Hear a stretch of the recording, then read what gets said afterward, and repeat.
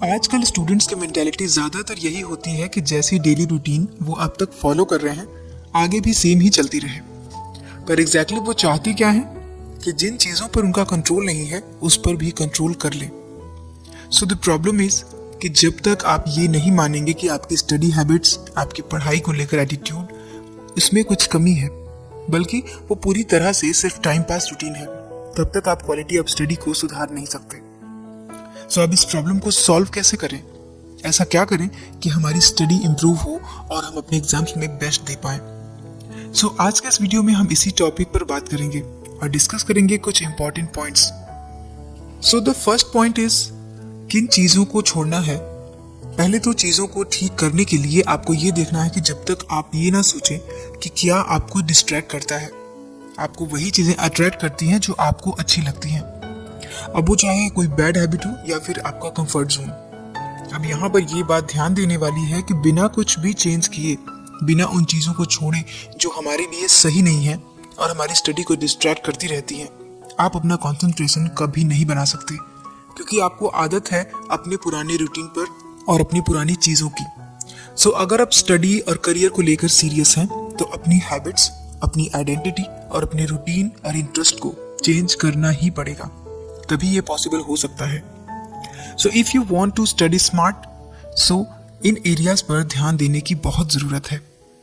Point number 2, पढ़ाई में मन ना लगने के कारण।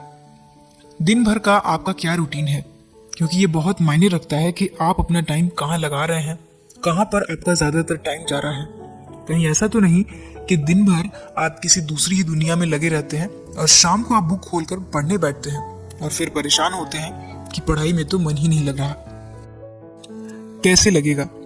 एकदम से ये नहीं होने वाला है। इसकी आदत डालनी होती है। पढ़ने की आदत, 2 से 3 घंटों के छोटे छोटे पार्ट्स में पढ़ने की आदत, ताकि एकदम से बुक खोलकर आप कंफ्यूज ना हो कि कुछ समझ नहीं आ रहा है। तो सारा दिन अपने मन को इधर उधर लगाने की आदत, बेकार की जगहों पर अट्रैक्ट होने की आदत ही मेन रीजन है पढ़ाई में मन ना लगने का। तो जब भी आप बुक लेकर बैठेंगे तो क्या आपका मन फिर वहीं नहीं जाएगा? ये बहुत ही कॉमन सी बात है। इसलिए आप अपना कीमती समय कहाँ दे रहे हैं, इस बात का बहुत ध्यान रखने की जरूरत है। Point number 3, concentration.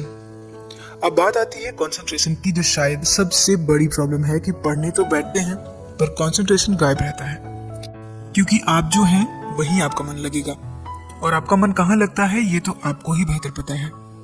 तो जब आपका कंसंट्रेशन कहीं और है तो स्टडी पर फोकस करना ऑलमोस्ट इम्पॉसिबल है। कभी गेम्स, कभी फ्रेंड्स, ये सब हमें पढ़ाई के टाइम पर डिस्ट्रैक्ट करते हैं। सो एक दिन में सब कुछ करने का आइडिया तो ड्रॉप कर दीजिए, क्योंकि ये सुपर फ्लॉप आइडिया है। बल्कि हर रोज पढ़ना, ये आदत आसानी से लग भी जाती है और आप अपने चैप्टर्स भी क्लियर करते जाते हैं, जो एग्जाम टाइम में आपके ऊपर एक्स्ट्रा बर्डन और स्ट्रेस से आपको बचाता है। Point number 4, results. Guys, life में एग्जाम सिर्फ सेमेस्टर्स में 1 या 2 बार नहीं होते, बल्कि आपका एग्जाम हर रोज, हर घंटे होता है। और अगर उन एग्जाम्स में आप रेगुलरली फेल होते हैं तो फिर आपकी मुश्किलें बढ़ने वाली हैं, क्योंकि जो टाइम अभी बीत रहा है वो वापस नहीं आएगा। उस मोमेंट को जीने का या उसे वापस सही करने का मौका नहीं मिलने वाला, क्योंकि यहाँ रिवाइंडिंग जैसी कोई चीज़ नहीं होती। सो ये जो रिजल्ट्स है ना, ये अभी से दिखना शुरू हो जाता है। उसके लिए आपको फ्यूचर का वेट नहीं करना है, क्योंकि टाइम एक ऐसी मशीन है जो आपको इतना टाइम नहीं देती कि आप आज जो गलतियां कर रहे हैं फिर उसे सुधार पाएं, सब कुछ सही कर पाएं। सो रिजल्ट्स क्या होने वाले हैं ये आप खुद को देखकर बहुत अच्छे से जान सकते हैं। पॉइंट नंबर 5, चिंता छोड़िए और स्टडी को एंजॉय कीजिए। रिजल्ट्स की चिंता छोड़ दीजिए, पूरी तरह से अपनी स्टडी को एंजॉय कीजिए। इसके लिए अपने दिन प्रोडक्टिव बनाने के बारे में सोचिए। लाइफ कैसी भी हो, उसमें पूरी तरह से प्रेजेंट रहिए। ऐसे मत बनिए कि सब जा रहे हैं तो मैं भी चलता हूँ, सब बैठ गए हैं तो मैं भी बैठ जाता हूँ, सब इंजीनियरिंग कर रहे हैं तो मैं भी इंजीनियरिंग कर लेता हूँ, सारे क्लास बंक कर रहे हैं तो मैं भी बंक कर लेता हूँ। ऐसी कंफ्यूजिंग एक्टिविटीज की आदत मत डालिए। इससे आप कभी नहीं जान पाएंगे कि आपकी स्ट्रेंथ क्या है या आपके अंदर क्या क्या टैलेंट है, क्योंकि हम हैं और हमें क्या करना है ये सिर्फ हम जानते हैं, क्योंकि ये हमारी जिम्मेदारी है। पॉइंट नंबर 6, अपना टाइम मैनेज करना सीखिए।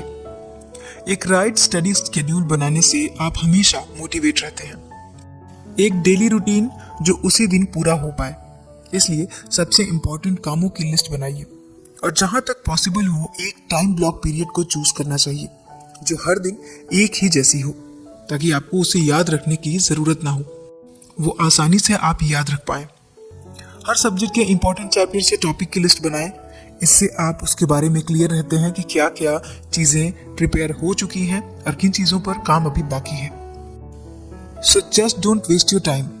अपने टाइम को अच्छे से मैनेज करना सीखिए। पॉइंट नंबर 7, ज्यादा समझना और कम रटना।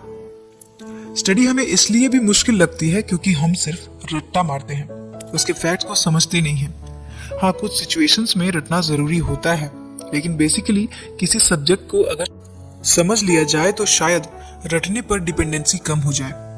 और जब किसी टॉपिक को समझने में हम अपना टाइम यूज करते हैं तो वो होती है हमारी क्वालिटी स्टडी, क्योंकि वो आपने समझने में यूज किया, जो आपको काफी टाइम तक दिमाग में रहता है और आपको बार बार उसे रिवाइज नहीं करना पड़ता।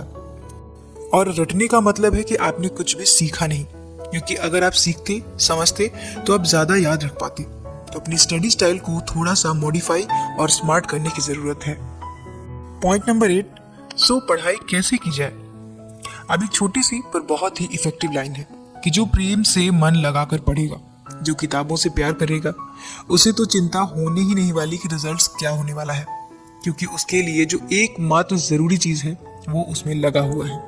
पर अगर आप बुक्स के पास जाओगे ही नहीं, या सिर्फ उसे देखकर स्ट्रेस लेते रहोगे, या फिर पढ़ाई और एग्जाम्स आपको डराने लगते हैं कि कहीं परसेंटेज कम ना हो जाए या फिर कहीं मैं फेल ही ना हो जाऊं, सो पढ़ते समय ये याद रखिए कि आप सिर्फ पास होने के लिए या सिर्फ गुड मार्क्स के लिए नहीं, बल्कि आपको लाइफ में कुछ नॉलेज भी गेन करनी होती है। सिर्फ रट्टा मार ज्ञान किसी काम का नहीं होता, और अगर सिर्फ मार्क्स के लिए पढ़ेंगे तो ये हमेशा ही डराते रहेंगे, और एक डरा हुआ मन कभी भी चीज़ों को अच्छे से समझ नहीं पाता। सो गाइस, अब से पढ़ने का मन ना करे तो खुद से ये 3 क्वेश्चन जरूर पूछें। पहला, आपकी लाइफ में आपका मेन गोल क्या है। दूसरा, उस गोल को पाने के लिए आप क्या कर रहे हैं और क्या करना चाहते हैं। और तीसरा, उसके लिए पढ़ना क्यों जरूरी है। ध्यान से खुद से अकेले में सोचेंगे तो आपको सही जवाब जरूर मिलेंगे, जो आपको पढ़ाई में मन लगाने की वजह भी देंगे, क्योंकि वो हमारे अंदर ही होती है, बस हम उसे पहचान नहीं पाते। तो आज के वीडियो में इतना ही गाइस। वीडियो आपको कैसा लगा मुझे कमेंट करके जरूर बताइए। वीडियो पसंद आए तो लाइक और अपने फ्रेंड्स के साथ जरूर शेयर करें।